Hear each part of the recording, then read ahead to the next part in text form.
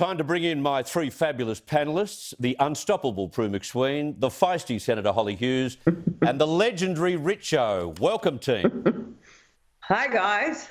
Evening, everyone. Welcome to you. I'm running out of descriptors, but I'm sure I'll come up with something next week.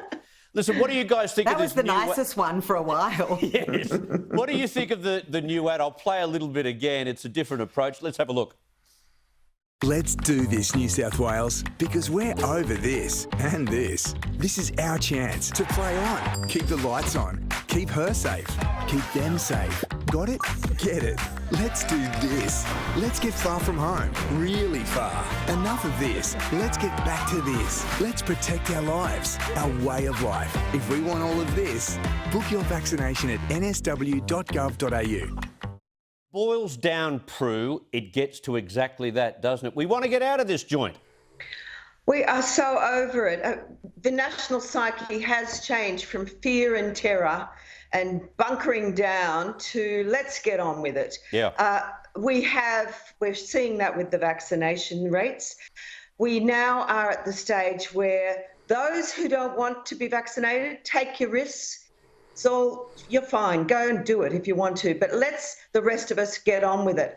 But sadly, we have a bunch of nervous Nelly premiers who, for their own reasons, and they're normally, I think, or mainly political reasons, where they're basking in their paranoia, their parochialism, and they're doing the wrong thing by the rest of us. So we need Scott Morrison to grow some lead in his pencil and get them moving. And if that means withdrawing funds, whatever it takes, we've got to get this nation moving. Gee, he's got to hide Mark McGowan, Hollie. There he is today, getting stuck into Josh Frydenberg because Josh dares to turn off the welfare tap when we reopen, get back to work and get to 80% vaccination. What world does he think Western Australia should live in? Well, they're obviously not living in the same country as the rest of us. And Prue's right when she talks about, I think the mood is changing. And that adds such a great example of how people are now looking positively to what we can do to get out, how we can move forward. And it's, I think we did have a bit of a problem at the beginning because we did so well here. People weren't afraid of the virus. Yeah. And perhaps, there needed to be a little bit of a prompt.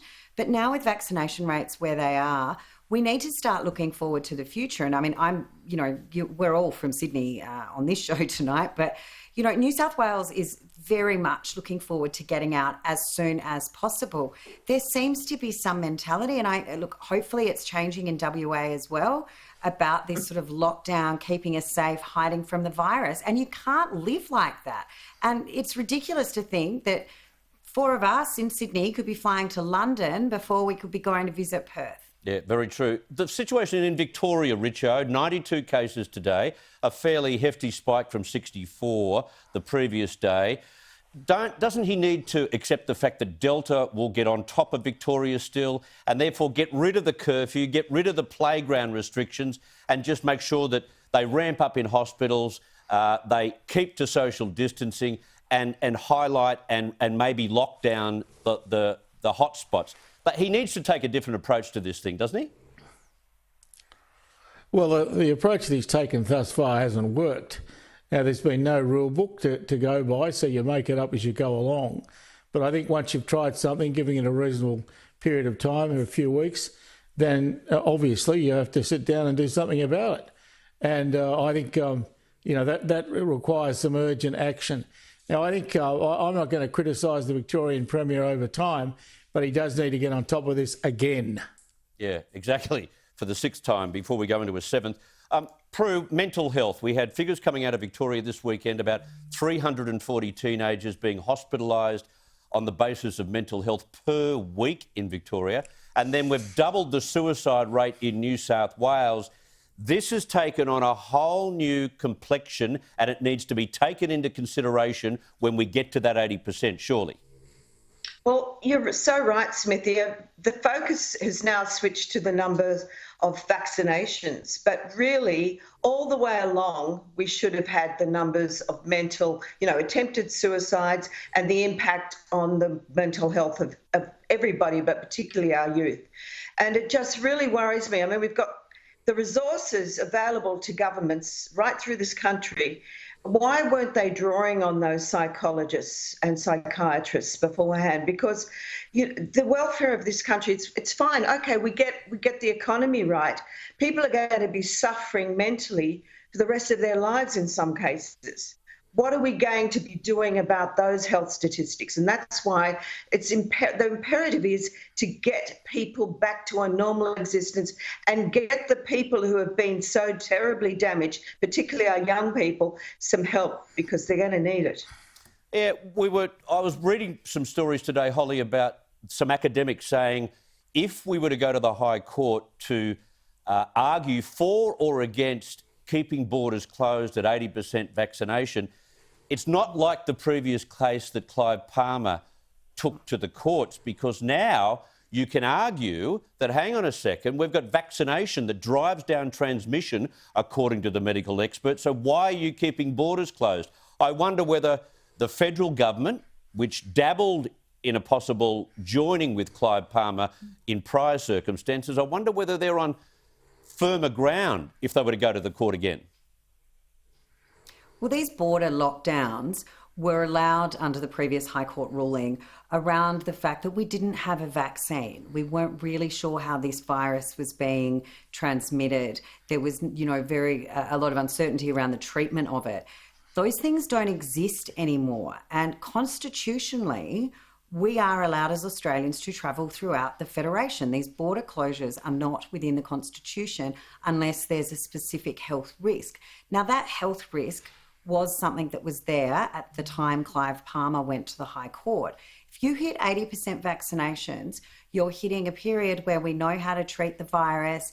People that are going into ICU or ventilators are usually people who aren't vaccinated, but we're also having a very high recovery rate when people are going through those hospitalisations. And so the basis to uphold that previous High Court ruling, I think, is not on the most solid of ground. I would say that WA or Queensland, for that matter, might not have the legal argument and constitutional argument that they did prior. Yeah. I want to talk about Afghanistan, Richo, if I may, and we discussed last week what a disaster it was. It's become even more of a disaster over the past 7 days.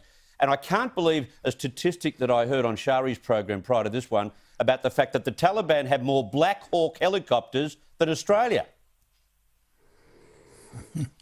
Well, they would have now, because the Americans have abandoned so much equipment. The Taliban can fight their next 2 wars with American weapons. They won't have to worry about the Kalashnikovs. They've got all the American stuff. America got out in such a hurry, with no thought, just how do I get out? I think it's just been a terrible mess. And I feel for the guys who fought in Afghanistan for all those years, and to then look at what's happening today, they must have wondered if they put their lives on the line for a good purpose or not. Because, mate, you could argue that there's an even more fertile ground in Afghanistan for terrorism groups right now, because not only are they seeking revenge from what happened in northern Iraq and western Syria, they're armed to the chin. They can come after anyone within the Middle East if they want to. Well, they should be sending in drones and kill that equipment. But the trouble is, Chris, they do want to.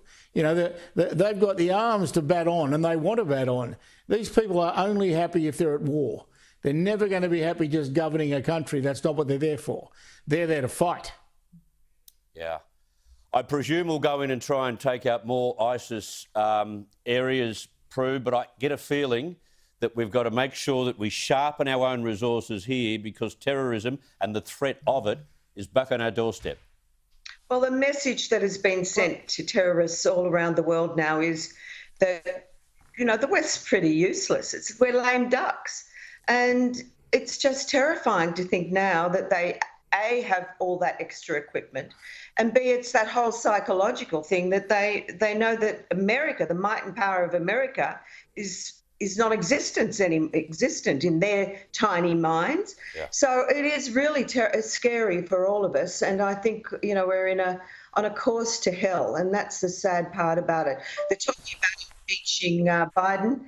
Well, it couldn't come soon enough. Yeah, I would have thought. But the I mean, we confidence have in to remember as well, though. Sorry, I was just going to say, the Taliban's actually there fighting ISIS-K at the moment. So they are fighting amongst themselves. Like, yeah, we've left a lot of gear there and the Americans have left a lot of gear there. I mean, there was a sort of, a light-hearted comment came up that the Taliban were going to set up their own PXs. There's so much gear left behind. But, it is the Taliban fighting ISIS-K there at the moment. Well, so let's hope that continues, though, Holly. I've got to run. Well, it's the complexities, though. Yeah, I've run out of time. Prue, Holly, Richo, thank you for your time.